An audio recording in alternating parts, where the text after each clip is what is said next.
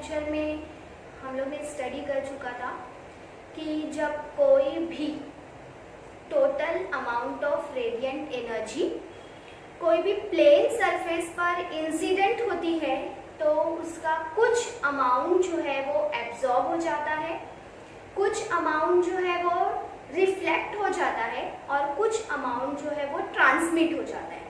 तो इसके बेस पर हम लोग इक्वेशन देखे थे कि total amount of radiant energy Q ये किसके बराबर होता है, QA plus QR plus QT, जहां पर Q क्या इंडिकेट कर रहा है, total amount of radiant energy.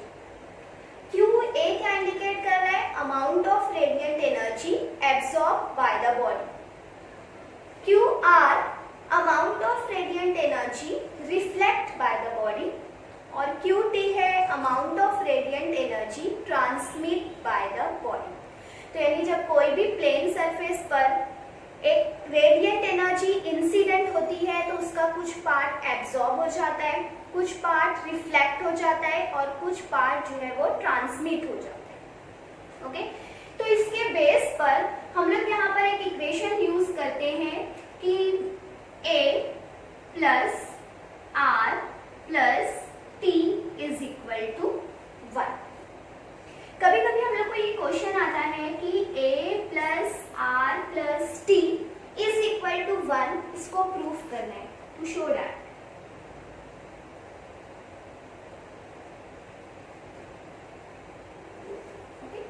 अब हम लोग ये भी देख चुके हैं कि A क्या है, R क्या है और T क्या है।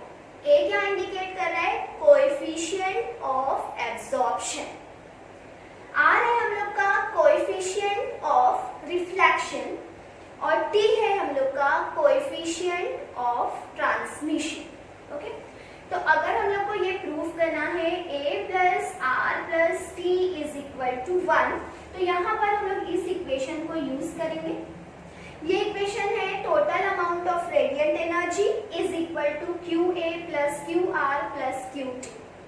इस इक्वेशन को यूज करेंगे और इस इक्वेशन को means Q is equal to QA plus QR plus QT, इस इक्वेशन को हम लोग करेंगे दोनों साइड में Q से डिवाइड करेंगे, मीन्स डिवाइडिंग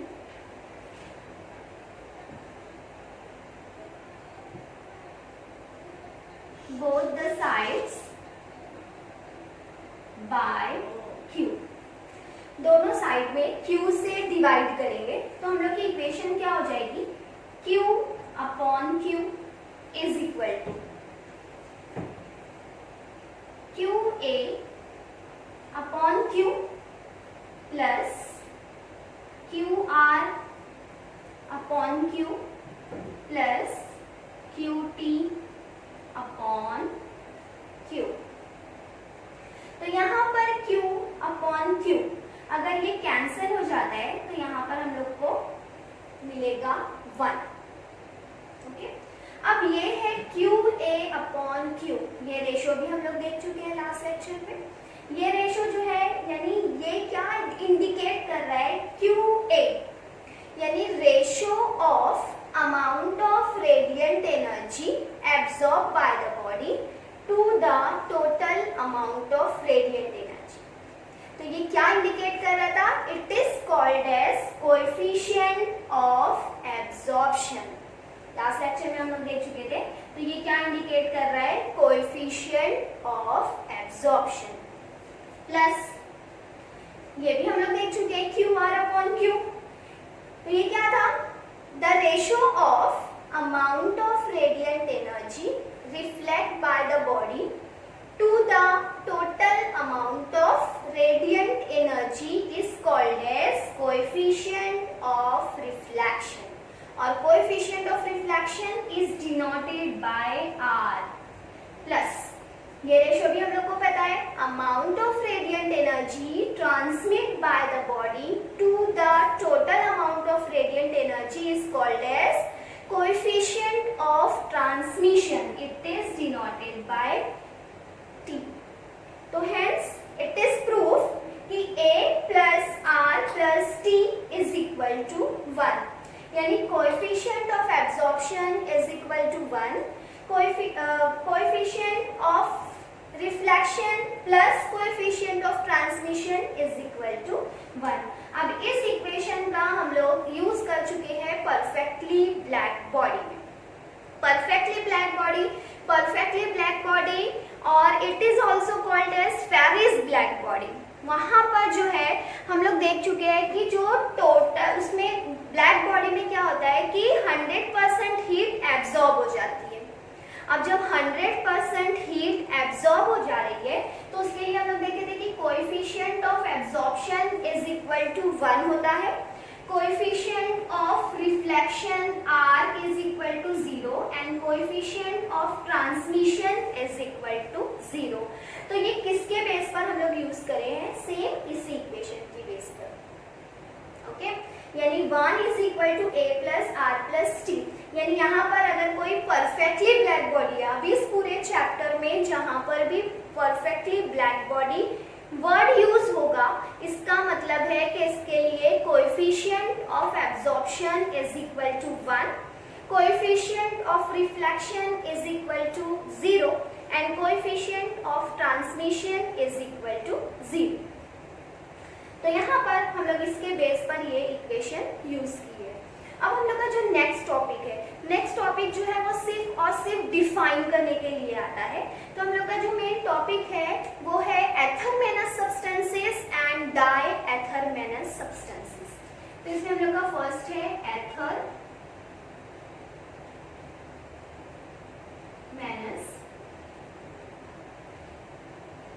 सब्सटेंसेस और एक होता है डायएथरमेनस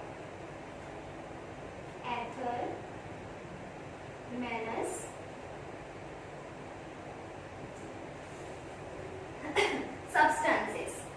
तो यहाँ पर सिर्फ और सिर्फ क्वेश्चन आता है डिफाइन करने के लिए athermanous substances and diathermanous substances. अब athermanous substances means the substance which cannot pass any heat radiation. Okay, the substance या फिर the material which do not transmit any heat radiation, यानी ऐसा सब्सटेंस जो कोई भी हीट रेडिएशन को transmit नहीं करता है, उसको हम लोग बोलेंगे एथरमेनस सब्सटेंसेस।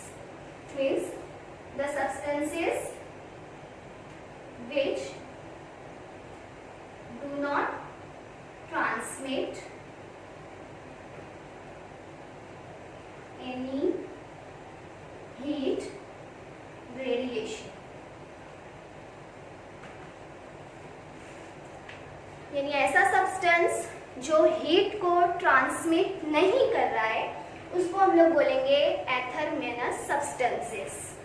अब यहाँ पर ये सब्सटेंस हीट को ट्रांसमिट नहीं कर रहा है, हीट को ट्रांसमिट नहीं कर रहा है मीन्स इसके लिए कोएफिशिएंट ऑफ एब्जॉर्प्शन जो है वो क्या हो जाएगा?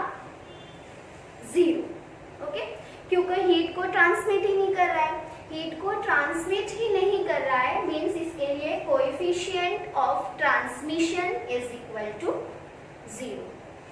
ओके, अब एथरमेनस सब्सटेंसेस हम लोग बोल तो रहे हैं एथरमेनस सब्सटेंस यानी ऐसा सब्सटेंस जो हीट को ट्रांसमिट नहीं करता है। तो कौन कौन से ऐसे मटेरियल्स है, कौन कौन सा ऐसा सब्सटेंस है जो हीट को ट्रांसमिट नहीं करता है? तो इसमें जो फर्स्ट एग्जांपल है इसकी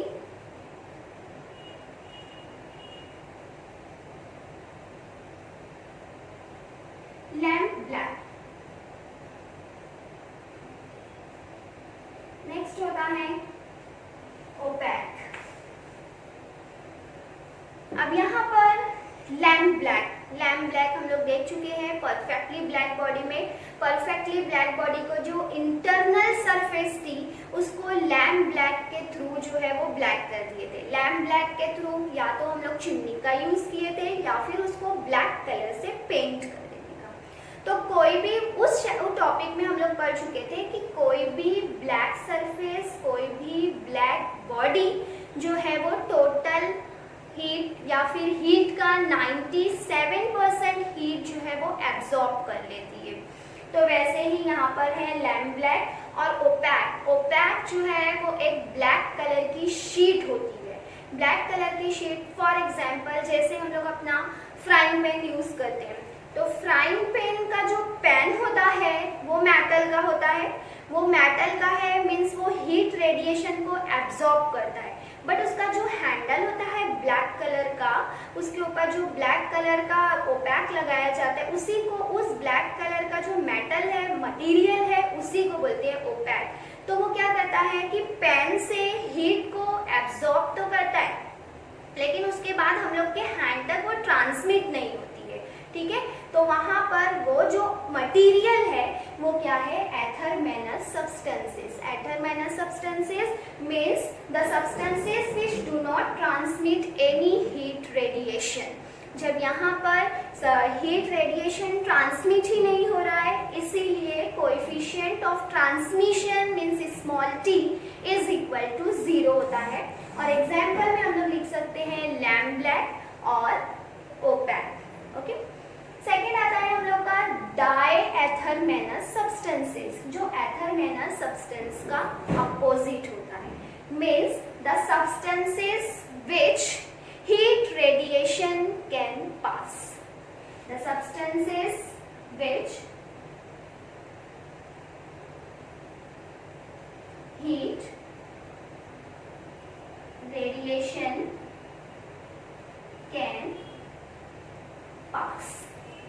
जो हीट रेडिएशन को पास कर सकता है, उस मटेरियल को, उस सब्सटेंस को हम लोग क्या बोलेंगे, डायएथरमेनस सब्सटेंसेस। अब कौन कौन सा मटेरियल है जो हीट रेडिएशन को ट्रांसमिट करता है, for example glass.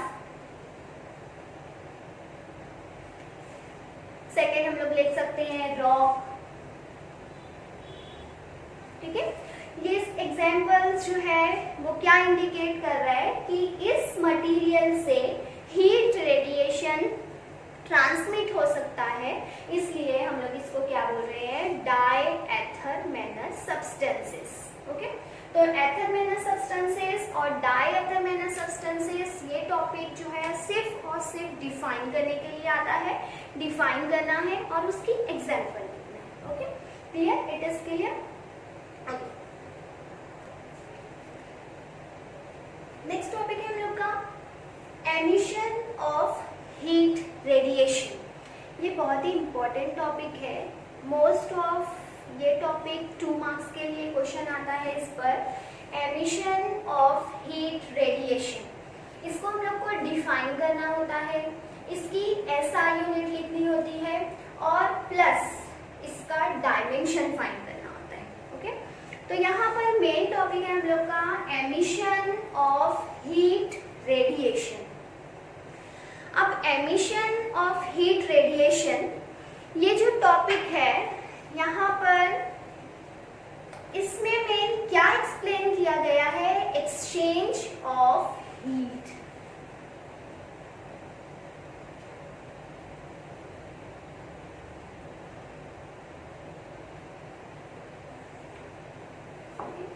Emission of heat radiation, ये मेन टॉपिक है। इसमें क्या एक्सप्लेन किया गया है, exchange of heat. Exchange of heat, it is also defined as first law of, zeroth law of thermodynamics. Okay, अब exchange of heat, exchange of heat जो है ये क्या है, ये हम लोग पहले देखेंगे। फॉर एग्जाम्पल, एक कप ऑफ टी है। अब जो टी है उसका टेम्परेचर बहुत ही हाई है। Okay, a cup of hot T. अब टी जो है अगर उसको हम लोग अपने नॉर्मल टेम्परेचर में रख देते हैं, अब अगर हम लोग उसको अपने नॉर्मल टेम्परेचर में रखें या रूम टेम्परेचर में रखें, तो क्या होता है कि जो कप ऑफ टी है, हॉट कप ऑफ टी, उसका टेम्परेचर बहुत ही हाई है और जो एटमॉस्फेयर है या जो रूम है वो टेम्परेचर पर है, मीन्स उसका टेम्परेचर जो है वो कम। ओके, तो इसके बेस पर यहाँ पर ये है टेम्परेचर, ये T का है, ये बहुत ही हाई है एज कंपेयर टू T, ये जो है वो रूम टेम्परेचर है। ये किसके लिए है? Main a cup of hot T. Okay, तो क्या होगा कि अब T जो है उसका टेम्परेचर ज्यादा है और रूम टेम्परेचर कम है, तो यहाँ पर जो T है वो अपना टेम्परेचर को क्या करेगी? लॉस करेगी, ठीक है, या एमिट करेगी। और जो रूम है इसका टेम्परेचर जो है वो कम है, तो वो क्या करेगा? इसके टेम्परेचर को गेन करेगा या एब्जॉर्ब करेगा। ओके, कब तक?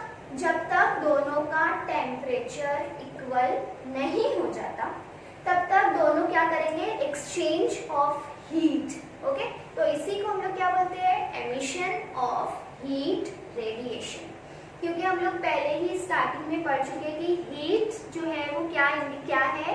Spontaneous flow of thermal energy. It is transferred from higher temperatures to lower temperature.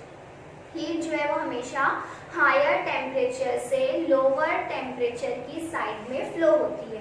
वैसे ही यहाँ पर जो T है उसका टेम्परेचर ज्यादा है और रूम टेम्परेचर कम है, इसलिए यहाँ से हीट जो है वो रूम टेम्परेचर के साइड में ट्रांसफर होगी। तो T जो है वो क्या करेगा? अपनी टेम्परेचर को लॉस करेगा और रूम जो है वो टेम्परेचर को गेन करेगा। कब तक? जब तक दोनों टेम्परेचर इक्वल नहीं हो जाता। तो ये जो है क्या इंडिकेट कर रहा है? Emission of heat radiation. Okay, इसी की सेकेंड एग्जाम्पल है यहाँ पर आइस क्यूब।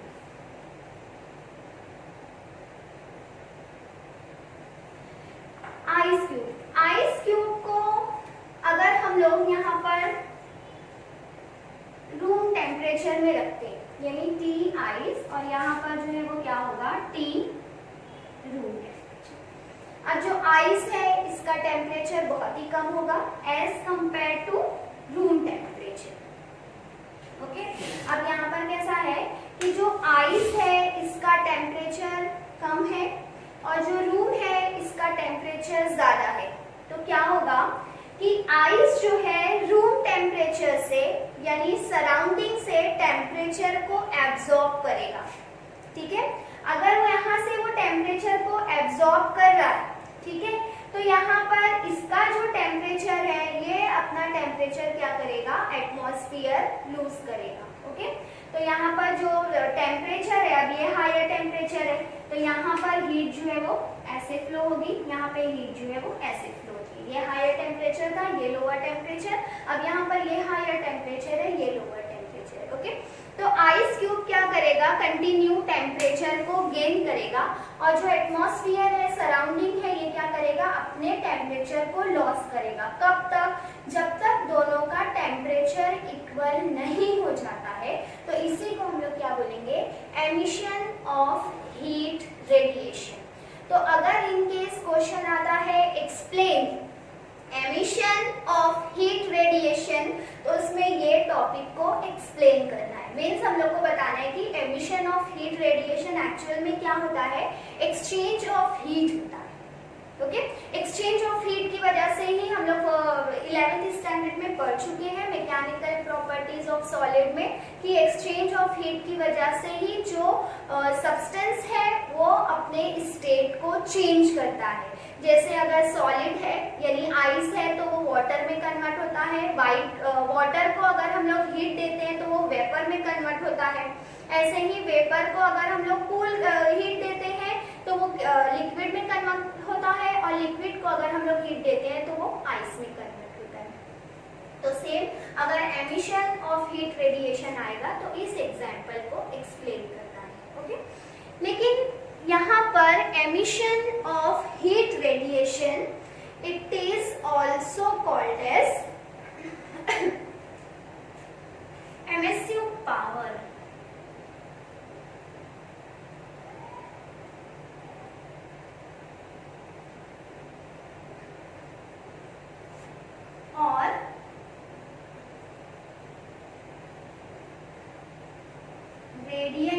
पावर। इसी में एक टॉपिक है हम लोग का एमिसिव पावर और रेडिएंट पावर। अब यहाँ पर ये 2 मार्क्स के लिए क्वेश्चन आता है डिफाइन एमिसिव पावर और या फिर डिफाइन रेडिएंट पावर। यहाँ पर हम लोग को क्या करना है, इसकी एसआई यूनिट भी लिखना है, यहाँ पर इसका हम लोग को डायमेंशन भी बताना है और उसको प्लस डिफाइन करना है। तो मोस्ट ऑफ ये 2 मार्क्स के लिए क्वेश्चन आता है। ओके, तो एमिसिव पावर और radiant power, it is denoted by R. Okay, it is denoted by R. अब यहाँ पर इसको हम लोग किससे इंडिकेट कर रहे हैं, R से। R is called as emissive power और radiant power. Emissive power is denoted by R. Okay, इसका जो मेन फॉर्मूला है वो है Q अपॉन A T। अब यहाँ पर अगर इसको डिफाइन करना है तो इस इक्वेशन के थ्रू हम लोग डिफाइन कर सकते हैं। Q जो है वो क्या इंडिकेट कर रहा है, amount of radiant energy. A जो है एरिया है और T जो है वो टाइम है। तो how to define emissive power, total amount of radiant energy per unit area per unit time is called as emissive power or radiant power. Okay, amount of radiant energy per unit area per unit time is called as emissive power or radiant power. तो ये हो गई हम लोग की definition. उसके बाद अगर हम लोग को निकालना है यहाँ पर इसकी SI यूनिट। ओके, यहाँ पर अगर हम लोग को फाइंड करना है इसकी SI यूनिट, तो SI यूनिट क्या हो जाएगी, अब यहाँ पर ये Q क्या है, total amount of radiant energy. अगर ये total amount of radiant energy है तो एनर्जी की जो यूनिट है वो होती है जूल। ओके, तो Q की जो यूनिट है वो क्या हो जाएगी, जूल। जूल हम लोग क्यों यूज करें, क्योंकि Q जो है वो रेडिएंट एनर्जी है। Okay, divided by area. Area की SI यूनिट मीटर स्क्वायर और टाइम सेकेंड। ओके, तो यहाँ पर इसकी SI यूनिट हो गई joule per metre square per second. अब यहाँ पर इसकी एक और यूनिट होती है, वो यूनिट है हम लोग के यहाँ पर जो जूल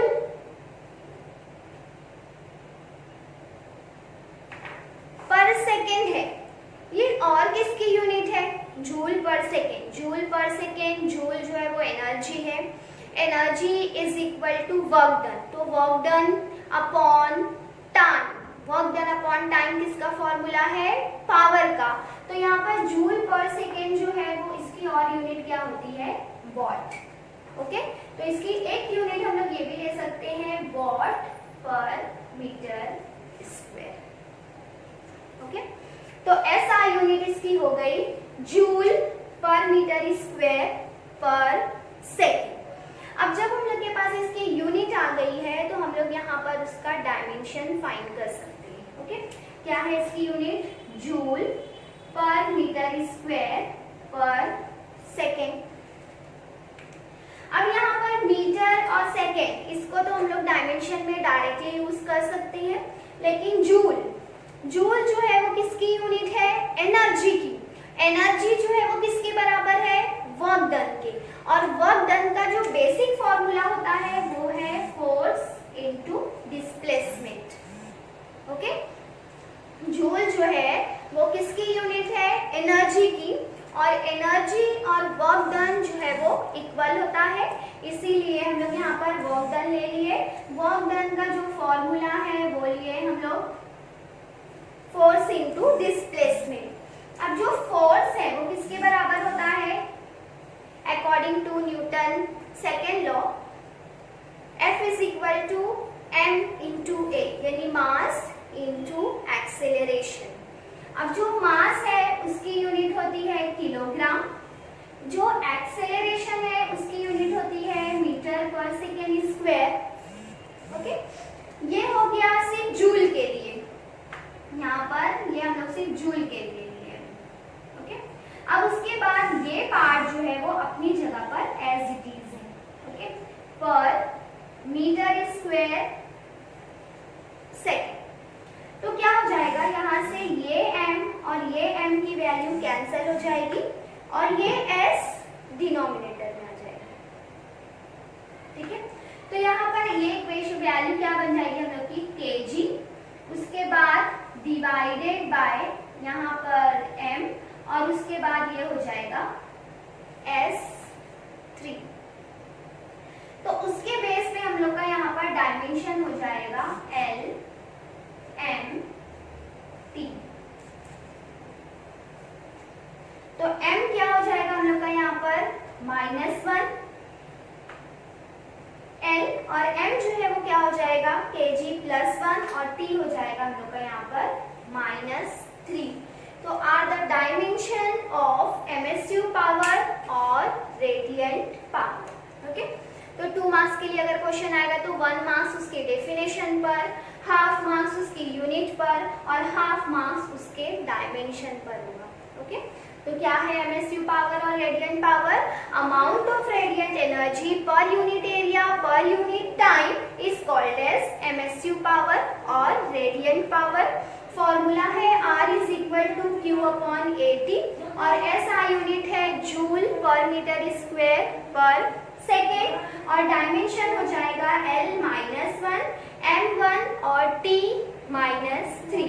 ओके, अब MSU पावर और radiant power is depends on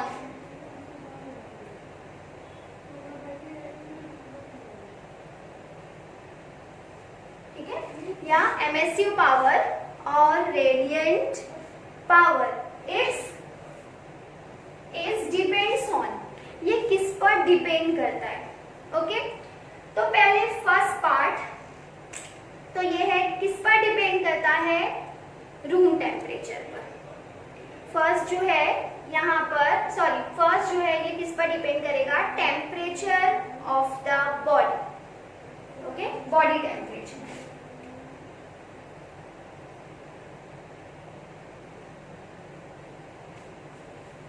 body temperature पर डिपेंड करता है। ओके, कि यहाँ पर जो उस बॉडी का टेम्परेचर क्या है, क्योंकि हम लोग यहाँ पर देखिए जैसे यहाँ कप ऑफ टी है तो इसका टेम्परेचर ज्यादा होगा, आइस है इसका टेम्परेचर ज्यादा होगा, तो वैसे ही MSU पावर और रेडियंट पावर जो है वो किस पर डिपेंड करता है कि जो ऑब्जेक्ट है, जो बॉडी है उसका टेम्परेचर क्या है।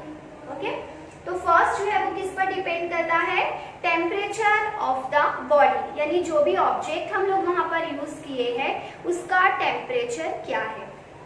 ओके, सेकेंड जो है वो क्या इंडिकेट करता है, किस पर डिपेंड करता है, नेचर।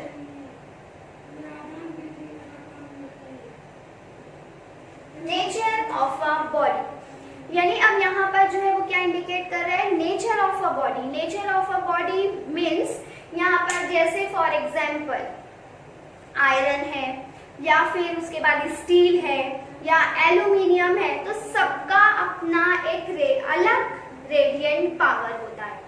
जैसे फॉर एग्जाम्पल अब यहाँ पर हम लोग मेटल यूज कर रहे हैं तो मेटल जो है वो हीट को ज्यादा एब्जॉर्ब करता है। ओके, और अगर कोई वुड है, वुड जो है वो हीट को एब्जॉर्ब नहीं करती, तो ऐसे करके जो MSU पावर है या जो रेडियंट पावर है वो उसके नेचर पर डिपेंड करता है, nature of a body. Okay, second जो है ये किस पर डिपेंड करता है, थर्ड, एरिया।